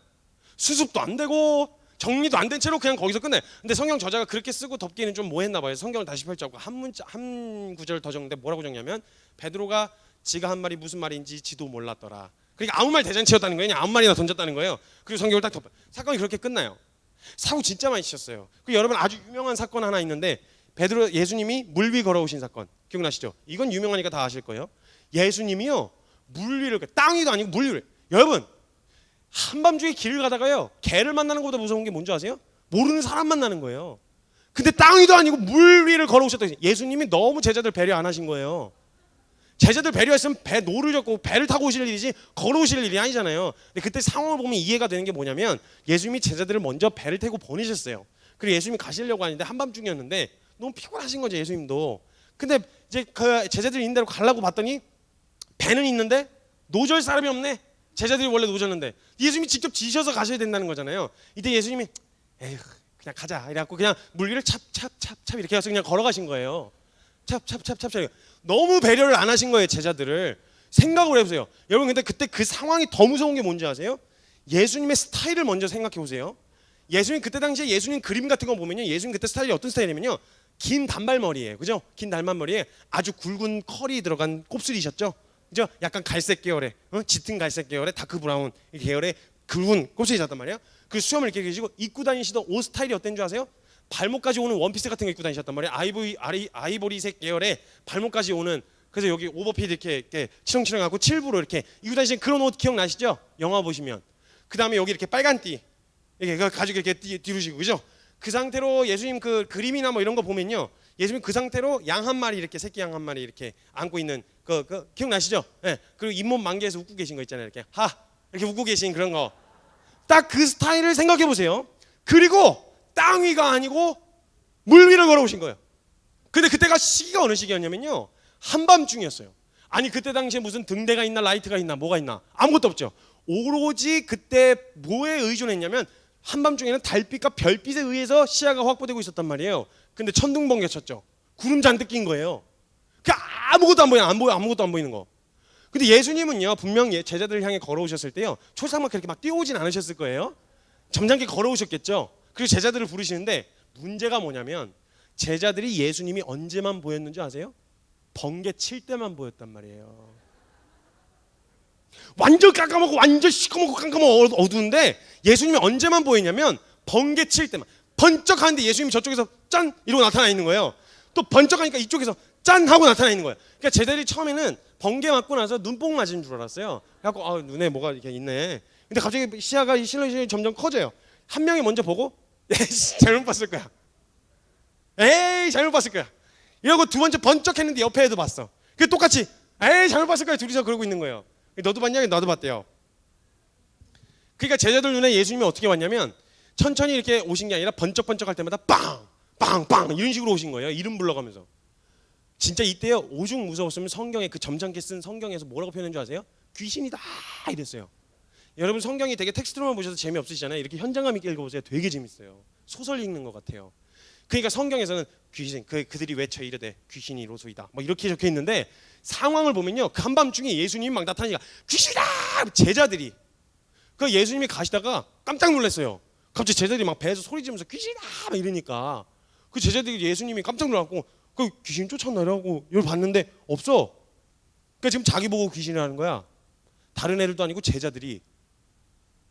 그 만약 예수님이 이거 빈정상하셨으면요 가서 배 위에 올라가 갖고 빠따 맞고 이렇게 막 원상폭행하고 막 이렇게 해서 징계라도 받았을 텐데 예수님이 그 얘기를 듣고 나서 자기 스타일을 이렇게 스캔을 하신 거예요. 근데 자기가 봐도 이 상태로 왔으면 무섭겠다는 생각이 드신 거예요. 그러니까 뭐라고 안 하시고 내니 두려워 말라 이렇게 인자하게 얘기를 하세요. 그래서 내니 두려워 말라 얘기하셨어요. 그럼 나머지 제자들은요 무서웠는데 예수님이 예수님이라니까 그냥 가만히 있었어요. 근데요 그 배 위에 베드로 선배님이 계셨어요. 이분은요 중간 되게 싫어해요. 뭐 아니면 도예요. 막 어중간하게 있는 거 되게 싫어해요. 뭔가 한마디 쳐야 돼. 대사를 쳐야 돼요. 근데 예수님이 내니 두려워 말라 하니까 다들 아멘 하고 그냥 가만히 있었는데 베드로 선배님 이렇게 가만히 있으면 자기가 뭔가 중간에 껴있는 느낌인 거예요. 그래갖고 베드로가 배 위에 이렇게 타고 있다가 고개를 이렇게 빼꼼 내미셨어요. 내밀어가지고 예수님이세요? 불렀어요. 근데 예수님이래요. 멋있는데 이런 생각이 드는데 갑자기 베드로 머릿속에 뭐가 스쳐 지나갔어요. 이 연대기로는 맞는지 구별이 잘 안 되지만 이렇게 그냥 이야기의 흐름상 그냥 이렇게 한번 이야기 연결시켜 볼게요. 베드로 머릿속에 뭔가 딱 스치고 지나가는데 일전에 엘리야하고 모세 만난 적이 있었잖아요. 그죠? 근데 그분들이 막 역대급 인물들이었는데 그분들 다 특징이 있었는데 그분들이 다 물에 관련된 업적이 하나씩 있었어요. 그죠? 모세는 홍해 갈랐잖아요. 그죠? 엘리야는 요단강 갈랐고요. 그죠? 그러니까 그 반열에 어깨를 나란히 하려면 물에 관련된 뭐가 하나 있어야 될 것 같아. 그런 생각이 먼저 팍 든 거야. 내가 누군데? 뭐 아니면 도요. 나 베드로요. 이런 생각이 딱 들어가고 예수님 나도 너 멋있다. 이러니까 근데 그 예수님이 그걸 또 들어주세요. 아마 안 그러면 뛰어들 애였거든요. 그래서 와라 그렇게 오라고 하셨죠. 그래갖고 배에 또 그걸 나가요. 근데 이게 목항목항 하는데 뜬 거예요. 그 얼마나 신나요. 뭐 얼마나 신나. 그래갖고 막 내가 막 제자들한테 막 그때 막 자리 싸움하고 맨날 제자들끼리 누가 오른편에 있냐, 누가 오른편이냐, 왼편이냐 이러면서 자리 싸움하고 있었잖아요. 얼마나 신나겠어요. 그래갖고 막 그냥 막 신나가지고 막 가고 있었는데 파도가 이렇게 높게 치고 있었는데 뜨게 하신 게 뜬 게 자기 능력으로 뜬 게 아니잖아요. 뜨게 하신 게 예수님이잖아요. 그럼 예수님 보고 계속 가야 되는데 파도가 하나 확 일어나니까 자기가 뜬 게 아니라 원래 예수님이 뜨게 하셨으면 예수님이 파도도 넘게 하시겠지 이런 생각으로 넘어가면 되는데 떠 있는 자기 자신에 너무 집중을 하는 바람에 파도에 이거 내가 넘을 수 있을까라는 생각이 들자마자 그냥 주저 빠져버렸어요. 그걸 또 가져가지고 예수님이 그 물 먹은 애 건져내려니 얼마나 무거워요. 배 위로 그걸 갖고 그 원천해 갖고 배 위에다 얹혀놓은 다음에 그땐 진짜 오지게 털렸어요. 그래갖고 어찌 의심하느냐 이 믿음이 적은 자요. 그래가지고 막 탈다 털린 거예요. 그러니까 가만히 있으면 중간이라도 가잖아요. 믿음 좋다는 소리는 못 들어도 믿음 적다는 소리는 안 듣잖아요. 굳이 거길 기어가고 믿음 적다고 다 털렸단 말이에요. 그런 일이 있었어요. 근데 베드로 선배님이 다혈질이었거든요. 다혈질 특징이 뭐냐면요. 다혈질은요 낄 때 안 낄 때 구분을 잘 못해요. 다혈질은 한번 딱 돌면요 딱 꽂히면 낄 때냐 안 낄 때냐 이런 건 구분 잘 못하고 그냥 들이대요. 그리고요 다혈질이 또 굉장히 소심해요. 한 번 털리면요 쫙 구석탱이 나가서 또 찌그러져 있어요. 그리고 다혈질의 또 다른 특징이 뭐냐면요 이게 오래 안 가요. 또 일어나서 또 사고를 치는 거예요. 다혈질이라서 털려가지고 물 뚝뚝 떨어진 채로 배 구석탱이 가서 찌그러져 있었어요. 찌그러져 있었는데 이게 좀 오래 가면 좋은데 정신 차리고 좀 오래 가면 좋은데 정신을 못 차리고 또 사고를 치세요. 이건 아실 거예요. 예수님 제자들 발 씻겨 주신 거예요. 기억나시죠? 이때요 제자들의 발을 씻긴다는 말은 무슨 말이냐면요 하인이 하던 일이에요. 예수님이 그만큼 낮아지셔서 제자들을 씻기겠다는 말이었어요. 제자들이 막 어쩔 줄 몰라고 예수님 이게 뭐예요 막 이랬는데 괜찮다고 내가 너희를 내가 너희한테 이렇게 한 것처럼 너희도 하면 된다고 이래갖고 제자들 발을 씻겨주고 계셨어요. 근데 베드로가 이렇게 비장한 표정으로 양말 샌들도 안 받고 이러고 가만히 서 있는 거예요. 그래서 베드로 차례가 돼갖고 베드로야 네 발 씻길 차례다. 발 돌라고 이제 얘기를 했어요. 그러니까 안 주겠대요. 어떻게 예수님이 나 같은 거 발 씻길 수 있냐고. 예수님이 어떻게 내 발을 난 절대 그 꼴을 못 본다. 내가 예수님 오른팔인데 내 예수님이 내 발 씻기를 그런 모습 내가 절대 볼 수 없다 이거야. 이러면서 막 흥분을 하기 시작한 거예요. 아니 얘가 이렇게 얘기하면 앞에 씻은 놈들이 뭐가 돼요? 여기서 얘가 막 난리치고 있으면 앞에 씻은 애들이 뭐가 되냐고. 그 예수님이 막 하다가 막 짜증이 나셨어요. 예수님도 짜증이 나고 뭐라고 하시냐세요? 야, 너 이거 안 씻으면 너 나랑 상관없는 거예요. 이렇게 얘기를 하신 거예요. 그러면요, 그냥 조용히 발만 내밀면 되잖아요. 근데 베드로 선배님은 중간 되게 싫어하셨어요. 뭐 아니면 도예요. 그런 거 되게 싫어. 중간에 어중간한 거 되게 싫어하세요. 그러니까 갑자기 잠깐만요. 이러더니 저 구석탱이 가더니 갑자기 옷을 벗는 거예요. 다 훌렁 다 씻겨달라고. 발만 씻으면 된다 그랬는데 예수님 앞에서 너 나 이거 안 씻으면 나랑 상관없는 거야. 그랬더니 막 옷을 막 훌렁훌렁 벗기 시작하는 거야. 바지랑. 그 옆에서 지켜보고 있던 제자들이 갑자기 뭐야 벗는 거예요? 이러면서 갑자기 나 보고 이상한 안 좋은 영향력을 굉장히 많이 흘려버리셨어요. 베드로 선배님이. 그래 예수님이 막 다 벗기 전에 말리셔가지고 아니다 다 씻었다 발만 씻으면 된다 이래갖고 씻겼단 말이에요. 난리도 아니었어요. 그리고 한번 대형 사고 한번 치셨어요. 예수님 건들지 말아야 할 때 한번 건드렸거든요. 언제냐면 예수님 되게 예민하실 때였는데 언제냐면 십자가 지시기 전날 밤이었어요. 이때 예수님이 아주 예민하셨거든요. 근데 베드로가 그걸 파악을 못하고 그 이제 예수님을 건드려요. 심기를. 예수님이 근데 베드로가 그럴 만한 이유가 있었어요. 왜냐면 칭찬을 받았거든요. 그 전에 칭찬은 고래를 춤추게 하는데요. 베드로 선배님한테 칭찬은 이성을 잃어버리게 만들어요. 생각할 수 있는 기능 자체가 상실이 돼버리는 거예요. 그래가지고 이제 생각을 좀 하고 이야기를 해야 되는데 칭찬 주는 그리스도시요 살아계신 하나님의 아들이십니다 이렇게 얘기했다가 바요나 시몬아 이를 알게 하시는 이는 하나님이시다 막 이러면서 칭찬을 받아갖고 업이 됐어요. 업이 있는 대로 업이 돼가지고 이런 뭐만 하나 걸려봐라 해갖고 또 하나 걸려봐라 이렇게 기다리고 있었는데 예수님이 갑자기 십자가를 얘기를 하시면서 십자가 지르셔 가신다는 거예요. 내가 곧 있으면 죽을 거다. 내가 너희를 곧 떠날 거다. 뭐 이런 얘기를 하시는 거예요. 아 베드로가 이걸 어떻게 가만히 듣고 있냐고. 근데 베드로인데 하고 예수님 얘기 안 그래도 가뜩이나 칭찬도 받아놨겠다 이랬는데 예수님 막 나약한 소리 하시니까 예수님 얘기하시는데 예수님 말을 잘랐어요. 예수님 잠깐 스탑. 예수님 나 베드로라고. You know? 내가 예수님 내가 수제 오른팔이라고. 예수님 저 그렇게 내 앞에서 나약한 소리 하시면 내가 굉장히 마음이 언짢다고. 내가 있는데 어떻게 예수님이 그런 나약한 소리 하실 수 있냐고. 절대 죽으러 가실 수 없다고. 내가 있는데 어떻게 예수님 죽으실 수 있겠냐고. 절대 내가 그냥 내버려 두지 않겠다고 이렇게 얘기를 한 거예요. 이거 솔직히 말하면 제자가 그렇게 얘기를 하면요 의미를 모르고 얘기했어도 이렇게 고마운 거 아니에요? 그러면 아유 무슨 말인지 알겠다 고맙다 마음은 고맙다 이렇게 얘기를 하시는데 이때 예수님이 되게 예민하셨어요. 그래가지고 예수님이 그때 진짜 오지게 털려요.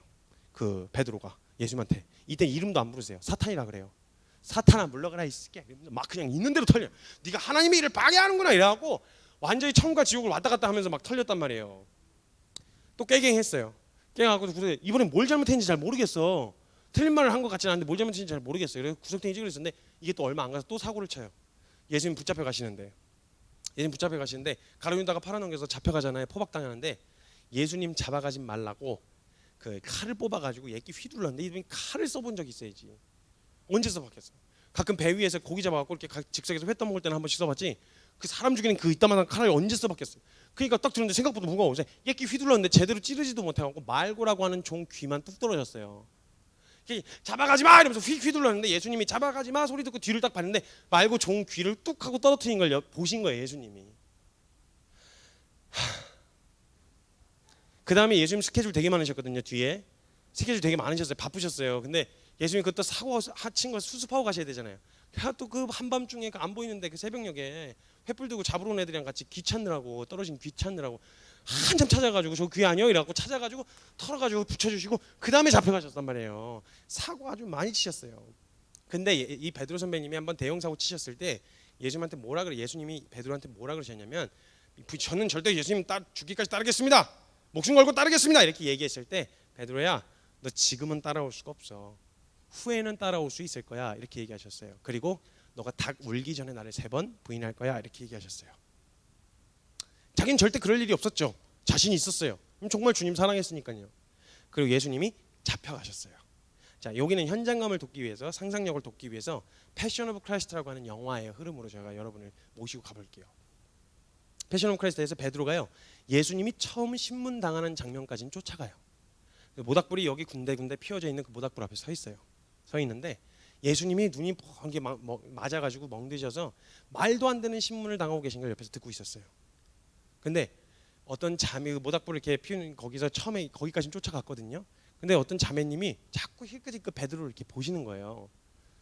자매님은 굉장히 형제님들 자매님도 굉장히 조심하셔야 되는데 자매님들이 가지고 있는 특성 중에 하나가 뭐냐면 굉장히 예리해요. 그 새벽녘에 잘 안 보이는 그 와중에 베드로 선배님을 알아보는 자매님이 생기신 거예요. 왜냐면 왜 워낙 나대고 다녔으니까. 그리고 거기서 말 반대로 이렇게 지나가다가 다시 돌아서 거기서 말 반대로 지나가다가 근데 모닥불 앞에서 궁금함을 참지 못했던 그 자매님이 오셔가지고 베드로한테 물어봤어요. 너 저 사람 제자 아니야? 물어봤어요. 자, 지금이야말로 자기가 뱉었던 죽기까지 따르겠습니다라는 말을 증명할 수 있는 기회가 주어진 거예요. 목숨 걸고 따르겠습니다라고 말했던. 증명하면 돼요. 사랑했으니까. 근데 여기 목구멍에 턱 하고 걸려서 안 나오는 거예요. 베드로가.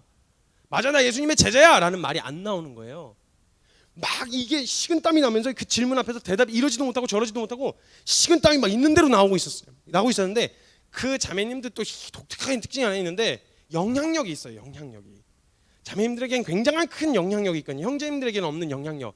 그래서 사단이요 선악과 공격할 때요 여자만 공격했어요. 왜냐면 남자 유혹해서 먹이면요 자매님 또 공격해야 되거든요. 근데요 자매님만 공격하면요 형제는 알아서 딸려오거든요. 희한한 묘한 영향력이 있어가지고요. 그래서 남자 유혹했단 말 안 나와요. 여자만 하와만 넘어가면 남자는 딸려 1+1이에요. 딸려오는 거예요. 아무튼 형제들 아무짝에 쓸모없어요. 자매님들 영향력이 어마어마해. 그 말에 선동이 돼갖고 분위기가 막 웅성웅성 맞네 맞아 이런 분위기가 된 거예요. 그러니까 베드로가 이걸 견디다가 못한 이 분위기를 견디다 못한 베드로가요 툭 하고 뱉은 말이 뭐였냐면 난 저 사람 제자 아니야. 난 저 사람 몰라. 하고 툭 뱉은 거예요. 그땐 너무 두려워서 자리를 얼른 옮겼어요. 네, 형제님들, 자매님들의 마지막 진짜 무서운 특징 하나 있는데 뭐냐면 예리하면서 영향력도 있는데 세 번째 집요하기까지 해요.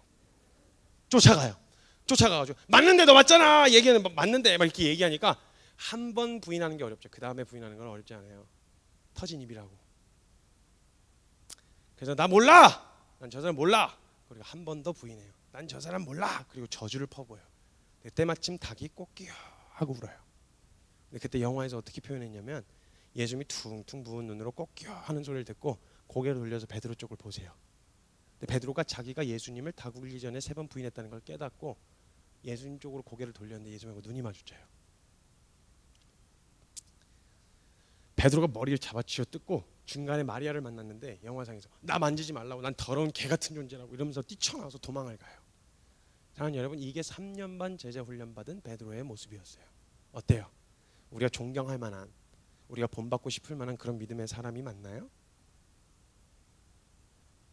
이 베드로가요 도망을 쳤어요. 어디로 쳤냐면 디베레 바닷가에 어부 그물질을 하러 다시 도망가요. 그러니까 3년 반 제자 훈련한 걸 다 뒤집어 거꾸로 엎어놓는 것처럼 다시 고기를 잡으러 가요. 거기서 불러내셨는데 다시 거꾸로 거기 처박히는 거예요. 이런 경험 해보신 분들 있으실 텐데, 그렇죠? 다시 원래대로 돌아가고 거기서 그물질을 하고 있는 거예요. 3년 반 훈련 때. 나중에 뒤늦게 요한은 예수님 안 팔아먹고 끝까지 곁을 지키다가 나중에 뒤늦게 합류했어요. 그리고 디베레 바닷가에서 무의미한 헛 그물질을 하고 있었는데 예수님이 부활하시고 그 디베레 바닷가에 베드로를 찾아가세요. 그게 제자 훈련 수료 시기에 거기서 진행이 돼요. 거기서 해변가에 모닥불을 피워놓으시고 떡과 고기를 굽고 계셨어요. 그리고 한참 기다리시는데 또 무의미하게 헛그물질을 던지고 있는 제자들을 보시는데 요한이 옆에서 베드로를 보는데 얘가 고기 잡을 마음이 없어. 몸이 가만히 있으면 막 예수님 팔아먹은 게 막 생각나가지고 예수님 쫓아다니는 3년 반 시간이 막 주마등처럼 스쳐 지나가니까 막 괴로워서 막 어떻게 할 수가 없어. 그러니까 몸이라도 확대하느라고 막 던지고 있는 거 이거 요한이 느낄 정도로 보였어요. 그러니까 한참 바라보시던 예수님이 새벽녘에 똑같이 처음 베드로 부르실 때 누가복음 5장의 장면을 똑같이 요한복음 21장에 연출하세요. 이렇게 물으세요. 얘들아 고기 많이 잡았냐? 그때는 예수님인지 몰랐어요. 그래서 아니요 저희 한 마리도 못 잡았습니다 얘기를 했어요. 그랬더니 예수님이 너 그럼 그물 오른편에다 한번 던져봐. 그래서 예수님이 제자들이 그물을 오른편에 던졌어요. 딱 잡아서 잡아 끄는데 잔뜩 잡히는 거예요. 이때 지금 그물을 오른편에 던지라고 말씀하신 분이 예수님이란 걸 요한이 먼저 알았어요. 그럼 요한은 예수님 안 팔아먹었거든요. 그럼 요한이 예수님 이렇게 반응하면 되잖아요. 근데 요한이 자기가 반응을 안 하고 베드로한테 가르쳐줘요. 왜냐면 베드로가 얼마나 괴로워하고 있는지 알고 있었거든요. 그래서 베드로한테 야 예수님 오셨어. 지금 해변가에 계신 분 예수님이야 라고 얘기를 해줘요. 그럼 이때 베드로가 정상적이라면 나왔어야 된 반응이 뭐냐면요, 예수님 오셨어? 야 일로 와봐. 요한 일로 와봐. 저 귀속말로 얘기하는 거야. 야 조용히 배 돌려. 우리 잡으러 오신 거예요. 죽기 살기로 저 뒤에 바위 보이지? 저 뒤로 죽기 살기로 내가 하나 둘 셋 하면 쳐. 알았어? 정신 똑바로 차려. 정신 똑바로 차려. 너 그때 예수님 물 위로 걸어오신 거 봤지? 뛰시면 난리 난다. 살고 싶으면 있는 대로 쳐. 알았어? 그래갖고 하나 둘 셋 하면 막 노져서 막 반대편으로 도망가고 있어요. 예수님 해변가에서 보시다가 아씨 새끼들 봐라. 근데 이제 잡으러 가시는 거예요. 찹 하고 잡아가지고 베드로 잡아가지고 왜 팔아먹었어? 이러면서 물고문 시키는 거. 응? 이런 그림 인과응보의 하나님, 그죠? 이런 이미지의 하나님을 우리 이해하기 너무 쉽잖아요, 그죠? 잘못했으면 벌 받고 잘했으면 복 받고 이런 이미지로서 하나님을 이미 인식하다 보니까 내 꼬라지가 형편없고 내가 하나님 앞에 온전한 믿음으로 서지 못한 것 같을 때 하나님 앞에 나아가기가 두려운 이유가 거기서 나오는 거거든요. 하나님이 어떠한 분이신지 오해를 일으켰을 때 하나님이 두려운 거예요. 그렇게 치실까 봐. 근데 요한이요 베드로한테 야 예수님 오셨어 라고 얘기해 주는데요, 베드로가요 갑자기 손에 들고 있었던 그물을 손에 푹 하고 놔요. 바닥에서 주섬주섬 자기 겉옷을 챙겨요. 그리고 들고요 그 새벽녘 바다에 풍덩하고 뛰어들어요. 그리고 예수님이 계신 해변가 앞으로 휘적 걸어가요. 여러분 혹시 3년 반 만에 베드로가 바뀐 게 뭔지 보이시나요? 베드로가 3년 반 전에 똑같은 상황이었을 때 예수님한테 어떻게 반응했었냐면 주여 나는 죄인이로소이다 날 떠나달라 그랬어요.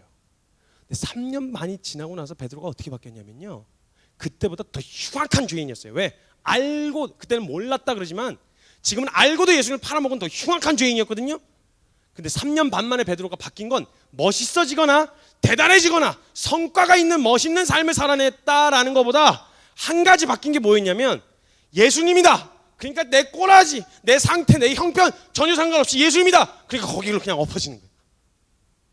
예수님이다. 그러니까 그냥 가는 거예요. 예수님이 계신 해변가로 그냥 가는 거예요. 맞아 죽어도 예수님 손에 맞아 죽고 싶은 거예요. 혼나고 있는 대로 내쳐져도 예수님한테 한 번이라도 더 서보고 싶은 거예요. 3년 반 만에 이거 하나 바뀌었어요. 그리고 디베랴 바닷가 앞에 섰어요. 거기서 예수님이 디베랴 바닷가에 사박사박 해변가에 물이 뚝뚝 떨어진 채로 서 있었는데 그때 예수님이 떡과 고기를 굽고 계셨다 그랬잖아요. 근데 어떤 분 이런 묵상을 나눠주시더라고요. 예수님이 거기서 치킨을 굽지 않아 주셔서 감사하다고. 뭔 소린가 싶죠. 저도 뭔 소린가 싶었어요. 무슨 소리야 도대체, 무슨 냄새 때문에 배고픈데 막 홀려가지고 그런 얘기인가 이랬는데 그분이 그 묵상을 해석하시면서 이렇게 얘기하시더라고요. 거기서 치킨을 굽지 않아 주셔서 감사하다. 통닭. 무슨 소리야 이랬는데 예수님이 베드로가 이렇게 왔는데 왔냐? 통닭을 이렇게 통째로 구우시고 계십니다. 앉아 거기 앉아. 근데 한참 막 고개도 못 들고 있는 베드로한테 통닭을 이렇게 돌리시면서 굽고 계시다가 너 이거 기억나냐? 너 이거 나 팔아먹을 때 울던 닭이야 이거. 기억났어? 아주 시원하게 팔아먹더라고. 아주 그냥 야 먹어 이거 처먹어. 얼른 먹어. 닭다리부터 먹을 생각하지 마. 퍼포살부터 처먹어 이러면서 막 혼내면서 그러면서 얘기하는데 제가 이걸 듣다가요 진짜 빵 터졌어요. 저 묵상 나눔을 듣다가 빵 터진 건 진짜 처음이었거든요. 진짜 빵 터져서 꺼이 웃었어요. 근데 갑자기 그분이 그 얘기를 하시더니 갑자기 펑펑 우시는 거예요. 그 분위기 어떻게 할 거야? 난 막 깔깔거리고 웃고 있는데 혼자 막 펑펑 막 은혜 받아갖고 울고 있는 분이. 그래서 조용히 입을 닫았는데 그러니까 예수님 베드로가 나올 때 아마 왜 팔아먹었어 이 새끼야? 왜 팔아먹었어? 죽기까지 따르기 때문에. 어이고 뭐 저 예수님을 위해서 죽기까지 목숨을 버리고 때리겠어 그러기 때문에 이렇게 막 비아냥거리지 않으셨다는 거예요. 그 해석을 이렇게 하시더라고요. 그렇게 자기가요 베드로가요 물로 뛰어들어서 예수님한테 걸어갈 때요 자기 지금 이 꼬라지를 하고 절대 예수님 앞에 서면 안 된다라는 걸 남이 말해주지 않아도 자기가 알아요. 베드로가 내가 지금 이 상태로는 절대 예수님 앞에 서면 안 된다는 걸 남이 굳이 말 안 해줘도 내가 알겠어. 근데 예수님 눈앞에 계시니까 예수님 내 눈앞에 계시니까 이거 예수님 저는 예수님 앞에 설 자격이 없는 놈이 이런 말할 시간도 아까워. 예수님이다. 그러니까 그냥 예수님 앞에서라도 한 번이라도 더 뵙고 죽고 싶은 거야. 그러니까 그 앞에 기어 나갔어요. 그렇게 자기의 수치를 잘 알고 있는 베드로가 예수님 앞에 나와왔을 때 예수님이 그가 무슨 짓을 저질렀었는지에 대한 과거의 수치를 캐묻지 않으셨다는 거예요. 너 왜 그랬어? 너 그때 왜 나 팔아먹었어? 이렇게 과거에 저질렀던 수치를 묻지 않으셨다. 그 얘기를 하면서 펑펑 우시는 거예요. 다만 베드로한테 그렇게 나온 베드로한테 이렇게 물으셨어요. 조금 더 잔인한 질문처럼 들릴 수 있겠어요. 베드로야, 막 죽기까지 난 주님을 목숨 다해 사랑합니다라고 이야기했던 베드로에게 그 꼬라지를 완전히 예수님 팔아먹은 꼬라지를 하고 있는 베드로에게 또 물으시는 거예요. 베드로야, 네가 이 사람들보다 날 사랑하느냐? 근데요, 여러분 이 딜레마에 빠져본 적 있으신가요 혹시? 저는 있는데 주님을 사랑한다고 말하자니 내 꼬라지가 너무 형편이 없어. 그래? 그럼 내 꼬라지가 너무 형편없어서 난 주님을 사랑하는 게 아니에요 라고 말하자니 돌아설 수는 없을 만큼 주님을 사랑하고 있어. 여러분 혹시 이 딜레마 빠져본 적 있으신가요? 저는 이걸 겪어본 적이 있어갖고 사랑한다고 말하고 싶은데 내 꼬라지 보면 이게 주님을 사랑하는 놈이 이렇게 살아? 나는 말이 절로 나올 만큼 형편없어. 그럼 아예 돌아서서 좀 떠나면 되잖아. 근데 떠나려고 보면 떠날 수는 없을 만큼 주님을 사랑하고 있어. 이 딜레마야. 베드로가 이 딜레마 앞에서 고민을 하다가 대답을 하는데 뭐라고 한 줄 아세요? 뭐라고 대답해야 될지 모르겠다가 아시잖아요. 내가 내 입으로 얘기하기 참 부끄러운데 주님이 아시잖아요. 내가 3년 반 동안 주님 쫓아다닌 거 보면 주님이 아시잖아요. 내가 어떻게 쫓아다녔는지 주님이 아시잖아요. 나 성공하자고 나 잘 되자고 그물과 배 버려두고 주님 따른 거 아니었어요. 그거 주님이 아시잖아요. 내가 주를 사랑하는 줄 주께서 하시나이다. 한 번 더 물어보세요. 네가 이 사람들보다 날 사랑하느냐? 똑같이 대답해요. 그리고 마지막으로 한 번 더 물어보세요. 예수를 마치 3번 팔아먹은 걸 다시 사랑 고백으로 바꾸시는 것처럼, 네가 이 사람들보다 날 사랑하느냐? 내가 주를 사랑하는 줄 주님이 아십니다. 거기까지 딱 들으시던 예수님이 됐다. 됐다. 너 준비 다 됐다. 뭐가 준비 다 됐죠? 베드로의 모습 중에 지금 본받고 싶은 모습이 있으신가요? 대단하게 멋있는 믿음의 사람처럼 보이시나요? 도대체 뭐가 준비 다 된 거죠? 뭐가 된 거예요 도대체? 베드로의 모습 속에 제자로서 사도로서의 모습, 자격이 갖춰진 게 뭐예요? 우리 기준으로 봤을 때 없어요. 근데 주님이 이거 하나 보고 이거 하나 가르쳐주고 싶으셨어요. 네가 앞으로 가게 될 믿음의 길, 그 믿음의 삶은 너의 의지나 노력으로 가는 길이 아니고 네가 오늘 받은 이 은혜로만 갈 수 있는 길이야. 이걸 가르쳐주고 싶으셨던 거예요. 기억하세요 여러분. 여러분이 받은 은혜는 여러분의 의지로 지켜내는 게 아니고요, 여러분이 받으신 은혜가, 그 은혜가 여러분을 지키실 거예요. 이거 하나 가르쳐주고 싶으셨어요. 그리고 주님이 됐다. 그리고 부담 없이 승천하세요.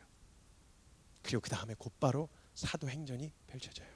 그 겁많던 베드로가 어찌하여 우리를 주목하느냐, 예수 그리스도를 담대하게 선포하는 그런 열매로 바뀌어져서, 아니요, 주님 딱 하나만 보기 원하셨어요. 그래서 예수님이 이렇게 말씀하셨던 거예요. 네가 지금은 따라올 수 없는데 후에는 따라올 수 있을 거라고. 그 후에가 이 은혜를 알게 된 다음이에요. 하나님 여러분, 이 은혜, 우리 어떠함하고 상관없이 사랑하시기로 결정하신 이 은혜, 여러분 경험하신 적 있으시냐고요? 하나님 여러분, 이 은혜 경험한 사람은요, 잘 가냐, 넘어지지 않았냐, 얼마나 많은 멋있는 믿음의 삶을 보였냐? 아니요, 이 사람은요 절대 돌아서지 않아요. 너덜너덜해지고요, 깨지고 자빠지고 넘어져도요 일어나는 방향이 다시 예수님 쪽에. 예수님이 야 정신 차려 어디가? 라고 말씀하시면 아 죄송해요, 제가 잠깐 정신 놓고 있었어요. 주님 거기 계셨구나. 아니 제가 어디 가는지 잘 몰라가지고. 언제든지 예수님이라 그런 방향을 그쪽으로 고쳐 잡을 수 있는 사람, 주님 그 사람 만들고 싶으셨던 거예요. 대단한 믿음의 사람, 멋있는 극단적인 삶을 보이는 사람, 예, 그 사람은 하나님을 더 알기 위해서 그런 자리에 찾아가겠지만 주님이 원하시는 건 우리의 마음의 중심과 태도예요. 하나님 여러분, 이 은혜를 경험한 자 절대 뒤도 못 돌아서요. 그 이후에 베드로 안 넘어졌냐? 넘어졌어요. 근데 베드로는요 방향을 바꾸지 않아요. 언제까지? 거꾸로 십자가에 못 박혀 죽을 때까지. 거꾸로 십자가에 못 박혀 죽을 때 뭐라고 얘기한 줄 아세요? 베드로가, 그 겁많던 베드로가요, 너 십자가로 죽을 거야, 너 십자가형이야, 이렇게 얘기했더니 베드로가 아이고 살려주세요 이게 아니라 아이고 나 같은 죄인 놈이 어떻게 내 주 예수님하고 죽으셨던 방법하고 똑같이 죽어요. 제가 저 같은, 전 그럴 자격도 없는 놈이에요. 저 거꾸로 매달아 주세요. 저 거꾸로 매달아, 같은 방법으로 죽을 자격도 없어요. 전 거꾸로 매달아 주세요. 그 앞에 주님 앞에 영광스러운 부르심 받을 때까지 방향을 바꾸지 않은 믿음의 사람이 됐어요. 사랑하는 여러분, 만약 이게 믿음이라면 저와 여러분 다시 한번 서 보실 수 있지 않겠냐는 거예요. 뭔가를 잘하고 이룬 업적, 대단한 사역이 아니고 저와 여러분 안에 이런 믿음의 사람을 원하신다면 저와 여러분 가보실 수 있지 않겠냐는 거예요. 가실 수 있으시겠죠? 사랑하는 다음 세대 청년 여러분, 청소년 여러분, 이런 믿음이라면 가보실 수 있으시겠죠? 왜냐하면 내가 주님을 붙드는 게 아니라 주님이 나를 붙드시는 거니까.